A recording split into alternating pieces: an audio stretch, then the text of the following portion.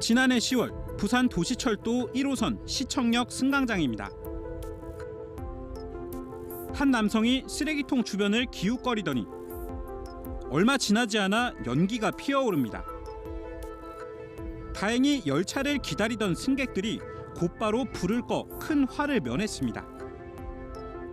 승객들이 사용한 장비는 승강장 곳곳에 설치된 소화기였습니다. 소화기 같은 소방시설부터 경보, 피난, 소화설비 역시 도시철도를 구성하는 기반시설 중 하나입니다. 부산교통공사는 이 소방설비를 건축물의 일부로 간주해 안전점검을 벌이고 있습니다.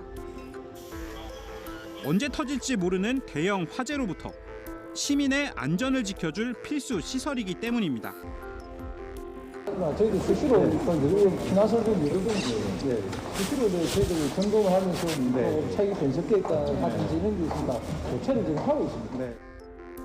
그런데 이 설비들이 무더기로 최하 등급을 겨우 면한 D등급 판정을 받은 것으로 확인됐습니다. 앞서 방화 사건이 발생한 도시철도 1호선 시청역. 실제 역사 곳곳에 설치된 스프링클러는 자리를 이탈했거나 꺾여 있고 승강장에는 아예 설치조차 안 돼 있습니다. 소화전과 스프링클러에 물을 공급해주는 급수 펌프 일부는 아예 물이 새고 심지어 검붉은 색으로 변해 녹이 슬었습니다. 이곳의 소방설비 등급은 D등급. D등급은 성능 기준에 미치지 못하고 긴급한 보수나 보강이 필요한 상태입니다.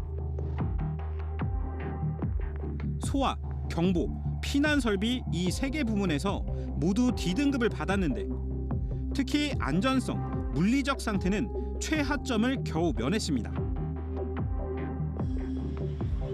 부산 도시철도 2호선 센텀시티역 역시 소화, 피난, 경보, 소방 활동시설 4가지 모두 D등급 평가를 받았습니다.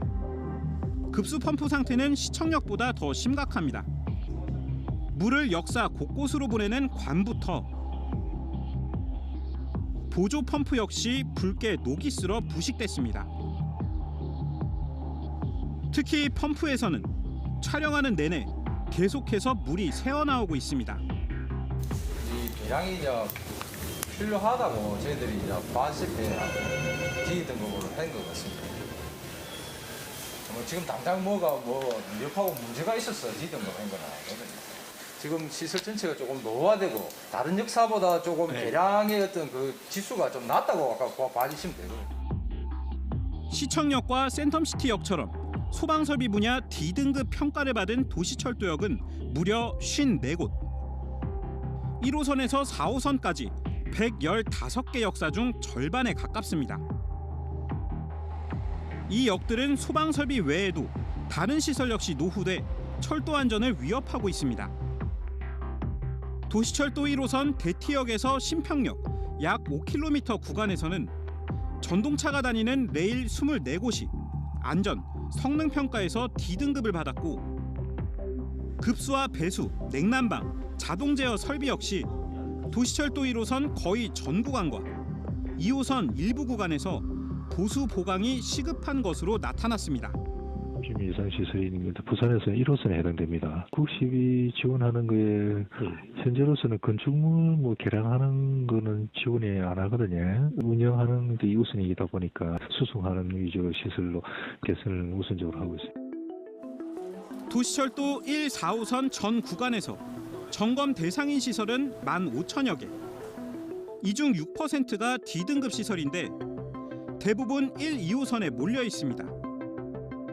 하지만 보통 수준인 C등급까지 고려하면 이 비율은 43%까지 치솟습니다.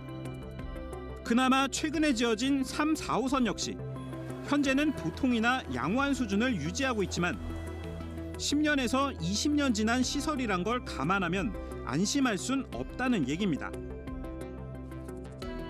실제 2021년 8월 도시철도 3호선 배산역 선로에서도 6차례 전기 불꽃과 폭발로 인해 승객들이 긴급 대피하는 소동을 빚기도 했습니다. 피레기가 고장이 나니 지락 현상으로 해서 그게 정전이 발생을 합니다. 정전이 발생하고 그 이후로 해서 그 차에 전원이 안 들어가니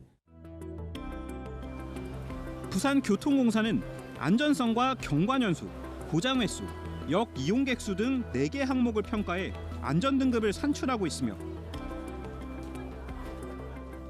수시로 보수, 보강 공사를 통해 시민 안전을 최대한 확보하고 있다고 설명했습니다.